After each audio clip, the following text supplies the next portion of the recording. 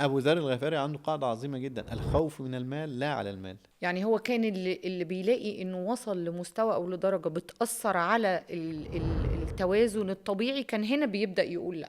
قارون ربنا ما عابش عليه أنه كان يخرج على الناس في زينته، لكن كان العيب أنه كان من اللي بيفرح بهذا المال ويطغى به على الناس. ازاي هنا ابو ذر الغفاري بالنسبة لي وسياساته وتفكيره يقدر يساعدني في بيتي وفي سياسة المالية اللي في بيتي وفي حياتي الخاصة او في شغلي، انه اقدر احمي نفسي من اللي بيحصل.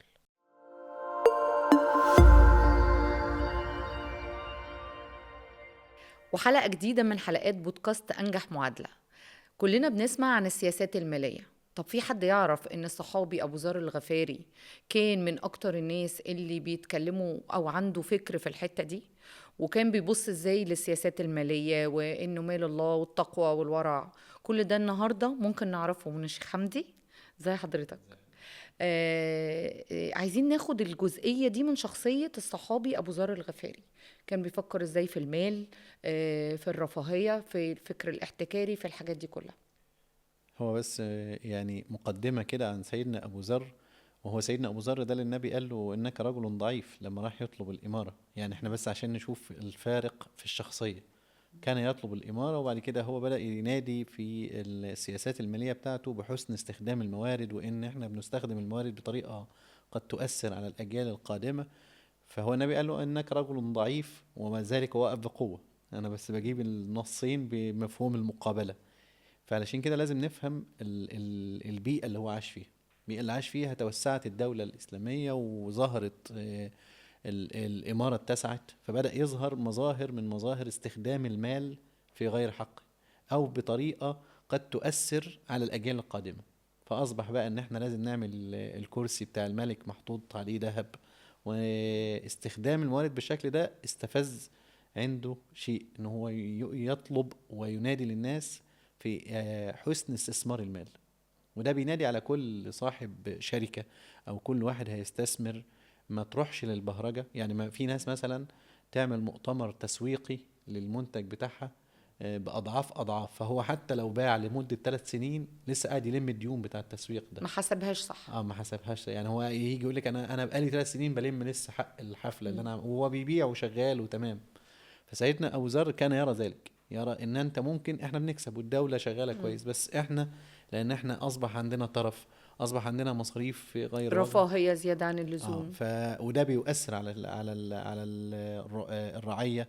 فاخذ بقى ايه على عاتقه ان هو يدعو لحسن ايه اداره المال. لذلك مقولته الشهيره: انما المال حق لله يؤدي الانسان لابد ان يكون غني. هو قال كده: انا ما بدعيش ان الناس ما تبقاش غنية، ولكن المال فيه حق، فيه حق للناس، لابد الحق ده منه الصدقات ومنه الخراج ومنه العشور. فبدأ ينادي بده. ده اول حاجة عنده في القاعدة اللي هي القاعدة اللي عنده الاولانية: ان هو كيفية استخدام الموارد بشكل احسن. ثم بعد ذلك كيفية تنمية هذا المال بقى، تنمية بشكل صحيح. فما اتكلم على فكرة الاحتكار. فكرة الاحتكار ان الاحتكار قد يؤدي لعدم رواج السلعة، فيؤدي بالزيادة على الناس. فبدأ يتكلم في فكرة الاحتكار: ما نحتكرش، وتحريم الاحتكار، وان الاحتكار يأسم فاعله، وهكذا. لانه بدأت الممارسات تظهر من التجار، فبدأ ايه، عشان بس نبقى فاهمين. لان في بعض الناس تقوم واخده الفكر اللي بيطلع من عند سيدنا ابي ذر، وتقوم عامله ايه، تقول ده هو ده الدين بيدعو على كده. لا، لازم نفهم الحقبه والتطورات اللي حصلت عشان نشوف مقتضى الكلام للحال ان الدين اللي بيدعو موجود. للتقشف. اه لا، هو كان علشان في اسباب معينة كان في بيقول بلاش رفاهية، علشان حاجات معينة ما بلاش هو طرف. لما شاف ان الرفاهيه كمان مش في مجدية. مكانها. يعني مم. مش في مكانها. يعني احنا الدين ما قالش اصلا المبدأ الاقتصادي عند ويل سميث ولا عند غيره هو الرفاهه، تحقيق الرفاهه للناس. وكذلك عند في الشريعه الاسلاميه احنا عندنا الامام الشاطبي بيقول: الشريعه جاءت بالمصلحه، والمصلحه ان الناس تعيش حياه كريمه، وحياه فيها ترف، استقرار ورخاء. وفيها استقرار. فسيدنا أبي ذر لما شاف أن ممكن هذه النفقات تؤثر على استقرار المجتمع، فبدأ يظهر طبقة غنية وطبقة فقيرة، حتى الطبقة الوسطى تأكلت. فبدأ يقول لا، احنا لابد نرجع بقى للتعاليم بتاعتنا الإسلامية في حسن استخدام المال والتوسط، اللي هي وكلوا واشربوا ولا تسرفوا. فبدأ ينهى عن الإسراف. والحاجة التانية وجد أن التجار بدأت تحتكر، فيجيب الواحد منهم السلعة ويقفل عليها لحد ما يزداد سعرها ويبيعها. فبدأ يقول لا، أنا سمعت من النبي صلى الله عليه وسلم أن كل محتكر ملعون وأنه وهكذا. القاعدة الثالثة اللي كان بيشتغل عليها برضو هي فكرة أن نخرج حق الله في المال، لأن مع كثرة الطرف أنا هبقى مطرف، فلازم أجيب عربية BMW، فأنا مش عايز أطلع زكاتي ومش عايز أطلع وعايز أجيب جمل 60 حصان بيوصل من مكة للمدينة والكوفة والكلام ده في 10 ثواني وكده، ونجيب طيارة خاصة بقى والكلام من ده، فما بيخرجش زي. فقال لا، نخرج حق الله في المال. يعني هو كان اللي بيلاقي انه وصل لمستوى او لدرجة بتأثر على التوازن الطبيعي، كان هنا بيبدأ يقول لا. أبو ذر الغفاري عنده قاعدة عظيمة جدا: الخوف من المال لا على المال. هو وجد في عصره أن الناس بدأت تروح لفكرة المال أكتر، فلما لقى أن في مجموعة بدأت تبص للمال في حد ذاته، يعني هي راحة للمال مش راحة لفكرة نفع الناس، ونفع الناس، ولا ان انا عايز اسيب اثر بعد موتي، ولا صدقات جارية. فبدأ يتكلم. فكلام ابو ذر، وكويس قوي ان احنا بنذكره في انجح معادلة بتقول ان المال حلوة خضرة نستخدمها في جعل الحياة اخضر. يعني ايه الحياة كده؟ فيها تنمية مستدامة، نفع البشرية، الكائنات، مسؤولية مجتمعية. مسؤولية مجتمعية اللي هي ظاهرة العدالة دلوقتي الاجتماعية. عندنا في القوانين. الشركات والقوانين. والقوانين حتى بتدي لهم خصم 10% عشان المسؤولية المجتمعية. فسيدنا أبو ذر لما كان بيتكلم في كده، عشان لما حد يجي يقول لنا طب ما أنت أبو ذر قال لك كذا وكذا، نقول له أبو ذر قالها في حقبة وفي زمان هو يستدعي ذلك. وإحنا دلوقتي لو حد حتى يعني قارون، ربنا ما عابش عليه أنه كان يخرج على الناس في زينته، لكن كان العيب أنه كان بيفرح بهذا المال ويطغى به على الناس. يعني قارون لو كان يؤدي حق الله في ماله لما بخس كان الله به الأرض. بيستخدمه استخدام. فهي حتى القصة جاية عشان تقول لنا المال في حد ذاته واكتسابه وامتلاكه ده أمر، زي ما احنا قلنا في أول حلقة، طالما ده ركن، بالحلال. ده ركن من الأركان، لأن أن تنفع الناس ده أمر شرعي. ولذلك في سورة ياسين: إن نحن نحيي الموتى ونكتب ما قدموا وآثارهم وكل شيء أحصيناه في إمام مبين.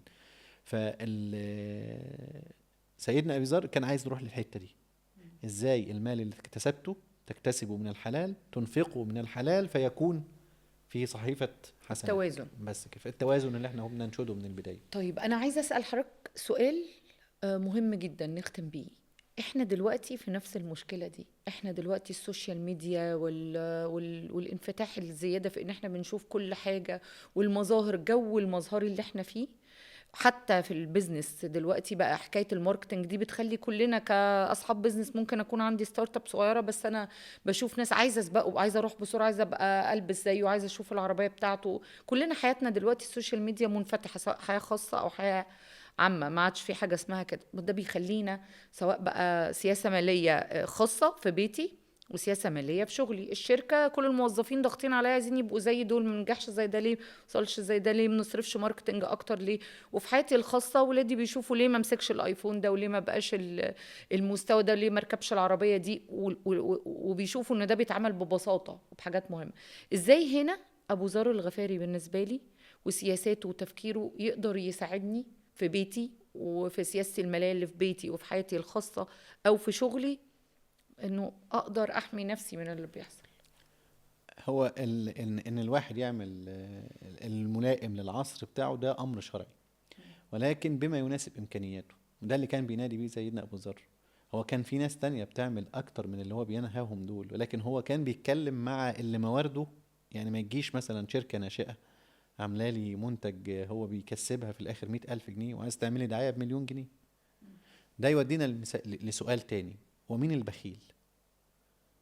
يعني هو البخيل مين؟ يعني هو احسن في بعض الناس تقول ده هو كان ما بيحبش ينفق. يعني البخيل اللي هو ما بينفقش، او مين المسرف؟